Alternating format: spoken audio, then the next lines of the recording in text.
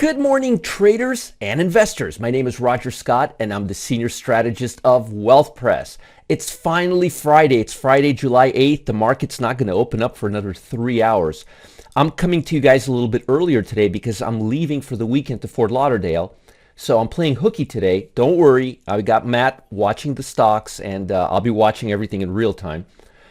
I wish there was a way I can tune out, but I just can't do it. It's not in my constitution or my blood. Anyhow, as you can see here, the markets are opening up kind of neutral, not really anything to write home about. The Dow's up 33, the Nasdaq's down a little bit.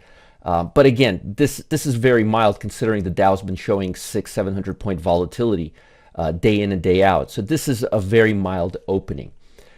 Today, the big report is going to be the employment data, and the consensus is 270,000. Now, the number has been fairly reasonable. It's been going up a little bit, but the truth is it was 390 last time. They're looking at 270. Consensus is all over the place.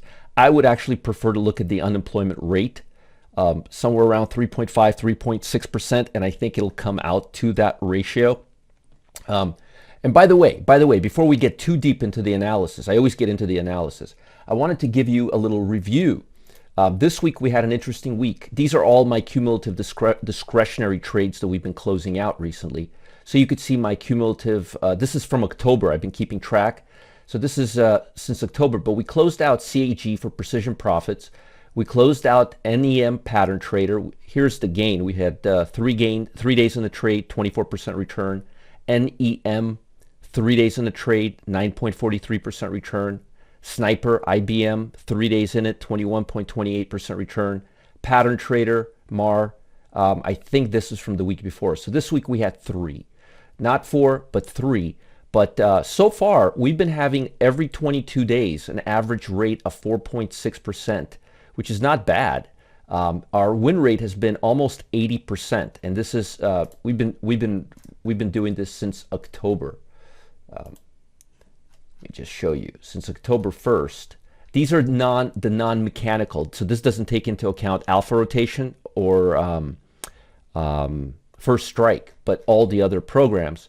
So you could see all the trades. So you could see what would happen if you put $1,000 into each. So it's 166 trades. These are just the closed trades, and our win rate is almost 79%. Not too bad. And here's all the trades: the good, the bad, and the ugly. And by the way, folks, if you want to learn how to capitalize on these type of trading opportunities, there's a link below. I created a full-blown training session. I need you guys to watch it. It's happening right now. Check it out. It's very, very cool. It'll teach you how to focus on sectors. Now, let's get more into the analysis. Asian stock market followed Wall Street higher after 2 Federal Reserve officials said U.S. economy might avoid recession, and news reports said China might boost construction spending to stimulate struggling economy. And we've been getting a lot of words from China over the past couple of weeks that things are, they're doing whatever they can to spruce up the economy. They really are. And it's starting to make a big difference because a lot of what the world needs is made in China. So if China can step up, it would really help us avoid a recession. Oil prices declined, but they stayed elevated. And again, whether oil stays up or not depends on if we're going to go into a recession or not. If we're not going to go into a recession, which I think we already kind of are in a very mild one, I think we're about halfway done. As the bond market shows, we're kind of like in this part of it right here. The worst behind us, but we're going to be choppy for quite some time. Oil prices may stay elevated. That's what I'm going to tell you, especially in light of the war. Investors are uneasy about the aggressive U.S. and European interest rate hikes to cool inflation. We know that. It's running at a 4-decade high. But Bullard, who's president of Federal Reserve St. Louis, said it would make a lot of sense to raise U.S. central bank's key interest rates by 3/4 of a point, tripling the usual amount, the biggest rate hike in 28 years. They've got a lot of catching up to do. On Thursday, official data showed the number of Americans applying for unemployment topped 230,000, 5th consecutive week. Now, ultimately, this number is not really high, but if it keeps going higher, it can start making waves. But ultimately, if it cools off at these levels, I wouldn't make too much of a big deal of it. But it is a big deal because it's the highest level in 6 months. But if you look at the level on its own, it's really not all that high. Just saying. as far as sectors, I wanted to show you guys sectors. Very, very important. And this is something I was showing people in my VIP room yesterday. If you look at the major sectors, and if you look at them specifically on a technical level, you will see you're seeing a lot of this consolidation, and congestion. Energies looks like they're ready to go higher, but look at this. I don't know about basic material, but look at most sectors. Seriously here, look. Look at that nice consolidation, nice consolidation, nice consolidation, beautiful consolidation, nice consolidation. Look at that. See that? Nice trading range with lower volatility. So I'm hoping that's what's going to come next. Now, the two sectors you want to pay attention to right now are consumer staples and healthcare. Now, I'm going to tell you why. Number one, they're the strongest sectors right now. But number two, notice out of all of these, they're the closest to getting closer to this hump right here, this resistance level. And we need to get to these resistance level in order for the market to go higher. So if you look at most, like utilities, they're about halfway down. Look, 70, 75, right? 73, 75, a lot closer, right? And same thing with healthcare. Look, 130, 132. So they're much closer to this. What I'm trying to look at is the distance between the last fall and the previous resistance. And the two that are there, and by the way, if you look at it cumulatively on a month-to-month basis, here, healthcare, consumer staples, and then utilities. So this reflects it on a monthly basis. And that's kind of what we're looking at. So from where I'm sitting, and I could be wrong, but from where I'm sitting, I think consumer staples are going to keep gaining strength, and healthcare is going to keep gaining strength, at least till we get to this level, and then I think we may break out. But I think everything is going to follow suit. So I think for the next few days, we're going to have a congestion and upside because everything is oversold and it looks like it's ready to go higher. Also, on the last downside in the market, volatility did not react. Look, we peaked out on volatility. Actually, we peaked out on volatility in March. So the fact is, even the highs have been getting lower.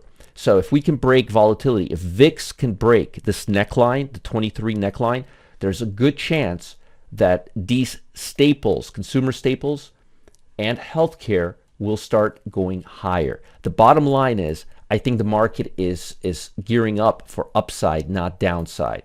And watch the energy sector. Pay attention to what I'm about to say. This is really important. The stronger the market gets, the less fear of a recession. This is going to sound counterintuitive a little bit. The better the chances that energy is rallying. If there's a recession, inflation, energy goes up. Recession, energy goes down. But consumer staples and healthcare stay up. So if you see a big rally in energy, that means there's a less chance of a recession and more chance of just inflation. If you see energy stay near the bottom and not really rally too much past this 77 level on XLE, that means there may be a recession. But if there's a recession, that means the market will be faster to get out of this mess. And that means tech stocks like Amazon, for example, that look just like the bond market, may start rallying. Notice they look almost exactly alike. How about QQQ? Look at the QQQ, all the large cap techs. So I'm hoping that the bond market, if we're in a recession, the bond market will not go down. The bond market will stay choppy. So we're in a wait and see mode to see whether we are in fact in a recession or in an inflationary market. For right now, for the next few sessions, I'm expecting more upside from the market. And as far as stocks that I'm watching right now, let me just give you some stocks. Lamb Weston looks really good right now. Cigna keeps coming up. Merck keeps coming up. Dollar General keeps coming up. These type of stores, discount stores, they do well in an inflationary environment and in a recessionary environment. And so does Dollar Tree, and so does Kellogg's, and so does General Mills. So you may want to back off from the energy sector a little bit, not completely forget about it, because like I love Oxy, and so does Warren Buffett. He likes it more than all of us put together, if you know what I mean. But like Lamb Weston, Cigna, Dollar General, Merck, Lilly, Monster Beverage, Kellogg's, General Mills, you can't go wrong with those stocks right now. Now, before I let you guys go for the weekend and have a nice weekend, as you know, I think the market is at a very critical juncture right now. Inflation is at a 40-year high.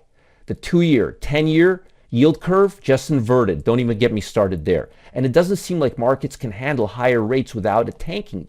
It's a very fine balancing act, if you will, right now. Basically, we've entered a new phase of the market. We really have. I showed you this. I showed you the graphs with the different stocks. They really are. We're in a different phase. We're now more in a choppy type of a market, and it's more important. It's more important now than ever to learn to protect yourself during this type of market environment. So I've put together a crash course on how I prepare a portfolio starting immediately right now. I spent an hour and a half yesterday on this, and it's very timely. And it shows you how to capitalize on this new normal by giving you my number one sector for free. For free. Click the link below, get all the information now. Don't delay. And I'll talk to you guys soon. Bye, guys. Have a great weekend. Comments, love letters, support at marketgeeks.com. Let me know if you've been getting in on any of these trades. I want to know if you guys have been doing well. We've got 1, 2, 3, 4, 5, 6, 7, 8, 9, 10, 11, 12. We got 1, 2, 3, 4, 5, 6, 7, 8, 9, 10, 11, 12, 13 or 14 winners in a row. I can't keep track. I'll see you guys later. Have a great weekend. Bye, guys. Take care.